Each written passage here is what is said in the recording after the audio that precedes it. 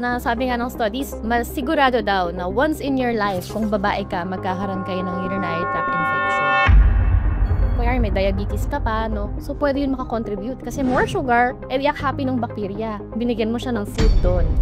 And lagi silang umiihi, pero yung ihi nila, kapatak lang. So, kapag ka magkaka-UTI, simple na UTI, kailangan pang ma-admit sa ospital.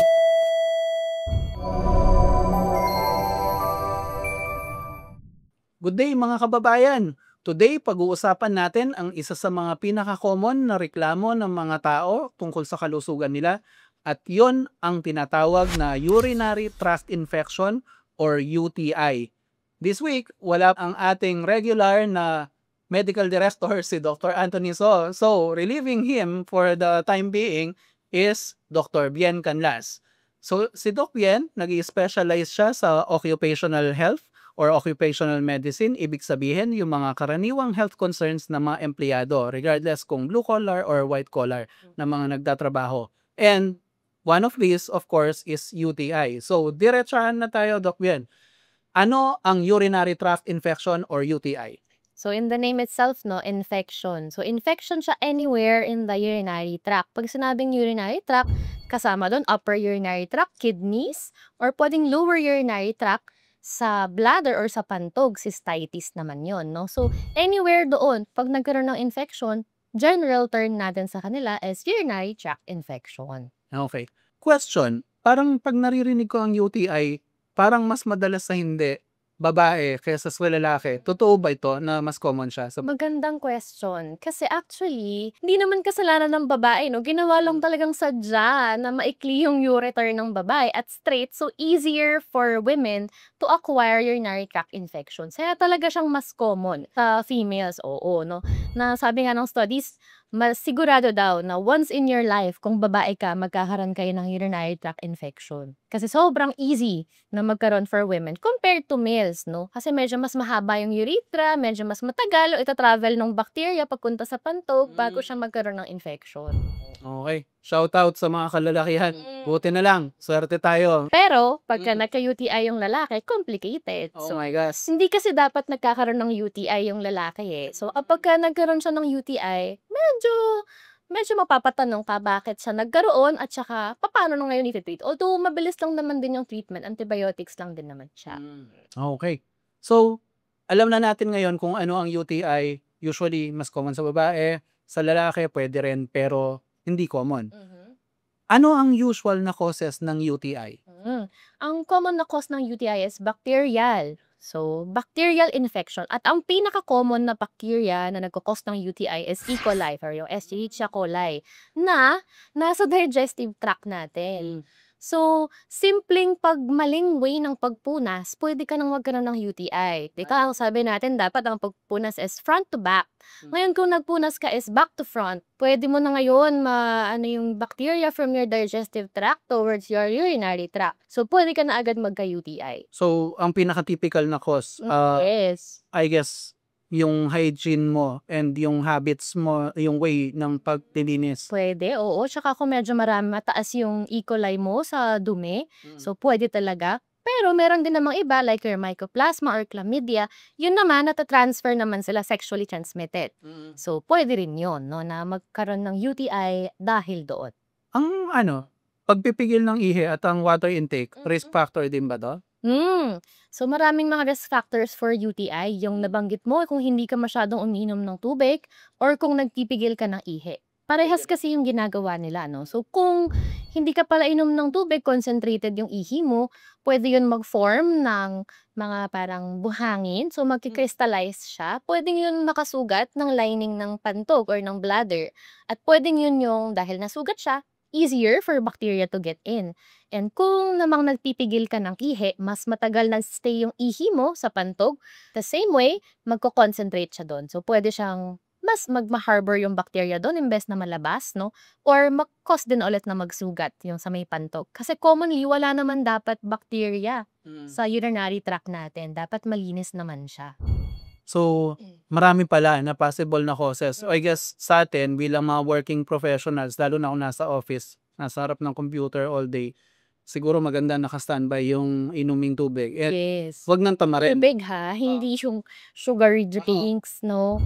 Baka soft drinks pa lang iniinom nila, no? Kasi isa pa yung factor kung masyadong mataas yung sugar intake mo, mataas yung sugar content ng urine, like kunyari may diabetes ka pa, no? So pwede yun makakontribute kasi more sugar, yak happy ng bacteria. Binigyan mo siya ng food doon. So lalo pa ngayon dadami yung bacteria which can cause infection. Oh, Nasa lifestyle talaga, no? Napakaraming sakit na preventable kung yes. yung lifestyle mo, disiplinado ka. Pero syempre, mas madaling sabihin yan kaysa gawin. Alam naman nating lahat yan. Okay, paano natin malalaman kung yung mga nararamdaman natin, UTI na pala? Ano yung mga symptoms? Pinaka-common na sinasabi ng mga patients, no, merong burning sensation, parang mainit or parang may painful na sensation pag umiihi. And lagi silang umiihi pero yung ihi nila, konti lang, kapatak lang, ganun. Sabihin nila, Dok, ihing-ihi ako pero pag kapatak lang, tas madalas, ganun. So yun yung mga common and madalas pagka hinayaan nila yun kasi syempre, no, tagal bago tayo mag-consult eh. Sabihin nila, nilagnat na po ako, sakit na po ng likod ko, gano'n, hindi na po ako makalakad. Yung iba, severe abdominal pain, akala appendicitis, yun pala, UTI. Pwedeng pati harap Ayun, ng tiyan. so sakit na rin siya. So, kapag napabayaan, pwede kasing umakyat yun, no, yung infection. Pwede na yun umakyat hanggang sa kidneys, yun talaga sobrang painful na rin, no? Kaya dapat habang maaga pag ganun pa lang yung symptoms, magpa-consult na agad. Parang nakakatakot yun. Kung umakyat sa kidneys, anong possible na mangyari? Lalo na kung kahit masakit na, hindi mo pa rin pinapatingin or nagtitipid ka, whatever. Anong possible na maging komplikasyon? Siyempre kung magkakaroon ng infection yung kidney at pinabayaan, of course, pwedeng masira yung kidneys mo. Yun yung ayaw natin. Baka mag-lead to chronic kidney disease. Pero usually naman, kapag ganun na yung symptoms ng patient, nagko-consult na yan. Hindi na niya matiis yan. So, usually, magpupunta na yan ng doktor, magtitreat na yan, mag-antibiotics na siya, gagaling naman, no? So, gagaling naman ang mga ganito. Dahil infection, yun yung kagandahan. Dahil infection siya, kahit na common siya at madali siyang makuha, madali din siyang i-treat. Okay, that's good. Good to know. Which leads us sa next question natin. Pag masakit na, hindi na natin natiis, nagpatingin na tayo, paano siya dinadiagnose and tinitreat pagkatapos? Ang easy lang naman ang pagdi-diagnose ng urinary tract infection. Usually, kailangan lang ng urine sample. Okay. So, yun yung usual natin na routine na ginagawa sa mga annual PE o kaya kapag meron tayong nararamdaman, no? So, dapat lang tama yung pagka-catch natin ng urine. So, hindi kasi agad na parang, basta makapagsalok ka ng ihi, hindi siya ganun, no? So, ang advice natin lagi is, baka kasi mamaya mag-false positive, no? So, dapat clean muna, and then ihi ka muna ng konti, yung gitnang dalo yung sasaluhin mo, ilalagay mo sa cup. Wag yung unang buga. Wag yung una, and preferably, hindi rin yung unang ihi mo in the morning. Kasi syempre, pagising mo, tagal na nung ihi mo dun sa pantog mo dahil natulog ka, di ba? So, preferably yung na-hydrate ka na, ganun, para accurate yung results. And kapag doon pa lang, makikita na kung merong traces of blood at kung meron ng bacteria na present, minsan makita mo dyan, too many to count. Ganun, sobrang dami. TMTC. Pinsan ganun, no? Oo. TMTC. Too many to count kasi mataas na yung infection. Pwede rin WBC tumataas, no? And makikita mo din doon kung baka stones naman yung nagkakos ng UTI. Kasi pwede rin yun dahil kung may entire stone, nagsusugat siya. So, kung nasusugat, yung urinary tract natin, pwede yun mag-cause ng UTI. So, Yung stop stone, yun doon. paano nakikita? Ultrasound ba to? Ang mga stones, yes, makikita sila sa whole abdominal or KUB ultrasound. So, makita mo sila doon na naka-lodge sila doon. Pwede rin makita mo yung mga sa pantog, minsan parang merong sand doon sa may pantog. So, ibig sabihin baka meron siya before o baka hindi pa nag-form fully. And sa urinalysis din, makita mo doon yung specific gravity. So, mahalaga yun sa maisip ano kaya itong specific gravity sa urinalysis. Yun ang nag-i-indicate na kung meron bang sediments yung ihi mo. Ay, ganun. So, kung meron doon, most likely pa meron. Masakit na sigurong ihihi yun, no? Kung meron ng particles na ganun. At kung medyo malaki yung stone na mailapos mo, painful talaga siya. And kung meron talagang stone, painful yun, usually low back pain. So, yun yung common na sinasabi nila, no, na ang sakit to ng likod nila, okay naman sila, ganyan, hindi naman sila nagbubuhat or anything, hindi naman na aksidente. Yun yung isa mga common natin nakikita. Okay. So, yun. Diagnosis, typically urinalysis. Urinalysis. Oo. Tapos, kunyari, nag-treat naman na, hindi pa rin gumagaling. Usually, elevate na natin yon. Papaculture na natin ihi para to check for any other organism na baka hindi nakakatch ng mga treatment natin. So, basically yun, pwede rin tayong mag-supplement ng CBC. Kunyari, naglalagnat na, papa-CBC natin. Or kunyari, may suspetsa tayo ng baka nga stone, so pwede tayong magpa-ultrasound.